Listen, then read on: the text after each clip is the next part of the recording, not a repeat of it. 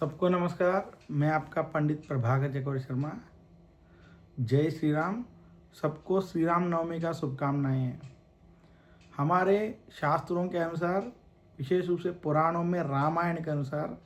चैत्र मास शुक्ल पक्ष नवमी अत्यंत पवित्र दिन बताया गया है। ज्योतिष शास्त्र के अनुसार साल में जो 12 मास है उसमें पहला मास है चैत्र मास। उस चैत्र मास में जो पहला जो हमारे लिए विशेष रूप से जो पहला त्यौहार अगर हम कोई भी चीज़ मनाते हैं तो चैत्र मास शुक्ल पक्ष नवमी के दिन श्री राम नवमी हम मनाते हैं, क्योंकि श्री राम नवमी के दिन भगवान श्री राम जी का स्वयं उनका जन्म होना, इसी दिन उनका कल्याण मतलब सीता जी के साथ उनका विवाह होना और इसी दिन भगवान श्री राम का पट्टाभिषेक होना, ये तीनों कार्य चैत्र मास शुक्ल पक्ष नवमी के दिन हुआ, इसलिए इसको अत्यंत पवित्र बताया जाता है। ज्योतिष शास्त्र के अनुसार अगर किसी व्यक्ति को ज़िंदगी में विवाह समय पे नहीं होना या विवाह होने के बाद पति पत्नी के बीच में झगड़ाएं, मनस्पत ज़्यादा होना और विशेष रूप से उनके लिए संतान ना होना, कुछ ना कुछ दिक्कतें वैवाहिक जीवित में होना,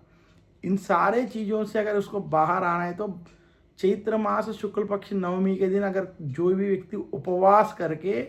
श्री राम नाम स्मरण करते हुए भगवान श्री राम की पूजा करता है, विशेष रूप से अयोध्या जैसे या कोई भी राम मंदिर में भगवान श्री राम जी का दर्शन करके उनकी आरती करके सीता और श्री राम के कल्याण जैसे कार्य करते हैं, तो उनको जो है ये सारे जितने भी दुख है उनसे वो दूर हो जाते हैं। भगवान श्री राम का पूजा चैत्र मास शुक्ल पक्ष नवमी के दिन करना, उस दिन उपवास जैसी चीज़ें करना अत्यंत पवित्र और महत्वपूर्ण बताया गया है। हमारे शास्त्रों के अनुसार मंगल दोष, राहु केतु दोष या कोई भी जो दोष है जिसकी वजह से किसी के कुंडली में परेशानी बढ़ रहा है, तो अगर वो लोग श्री राम नवमी के दिन विशेष रूप से भगवान श्री राम की पूजा करते हैं तो उनके सारे दोषों से निवृत्ति मिलेगा। इसी के अलावा श्री राम जी का जो है जन्म हम देखेंगे तो भगवान श्री राम चैत्र मास शुक्ल पक्ष नवमी के दिन कर्काटक राशि, कर्काटक लग्न, जिसमें लग्न में गुरु और चंद्र का संयोग रहना और दशम स्थान में बुधादित्य योग रहना और उनके लिए मंगल भी कलत्र स्थान में उच्च में रहना, शुक्र भाग्य में जो है मीन में उच्च में रहना, ये उनकी कुंडली में हमें रामायण के द्वारा हमें बताया गया है।